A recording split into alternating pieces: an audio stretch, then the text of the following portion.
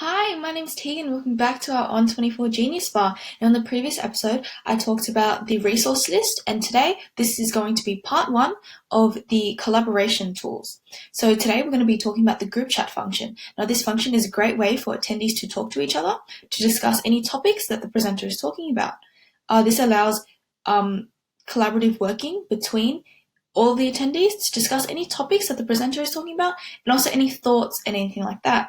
So the group chat is unmoderated and unfiltered, so it is important to assign a moderator to this group chat, and this person should not be a presenter, as it will be quite difficult for a presenter or speaker to be speaking on the topic they're talking about and also reply to questions and reply to comments inside that group chat.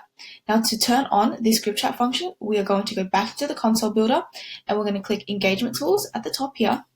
Then we're going to click group chat here. Now, once this pops up, there are going to be a couple of options that you can customize. And then we're going to click configuration. And we have a couple of options here. So we've got chat times.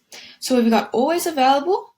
So that is it's open all the time. Pre-event only means that this group chat will be open before the webinar starts. This may allow for some icebreakers or maybe just discussion before the event happens, and so that during the presentation, a conversation is already started between the attendees and it can continue on through the webcast. We've got event only, so it only opens when the webcast starts, or custom times. You can start it earlier and end it in the middle, or only put it towards the end of the webcast. So for this example, we're just going to click always available. And participant limit, this you can be chosen by you.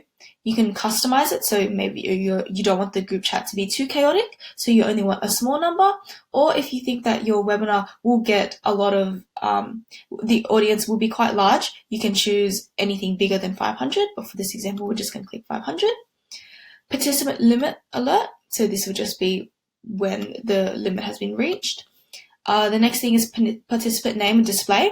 So you can either do first name and last initial, first name and last name, or numerical code to make it anonymous. And also submit chat when enter key is pressed. So you can choose that or not. I think it's quite easy to put the enter tool. And once you've customized that, you can click save. And then you can resize it to fit your console. And then you're done. That is all you need to do to set up the group chat.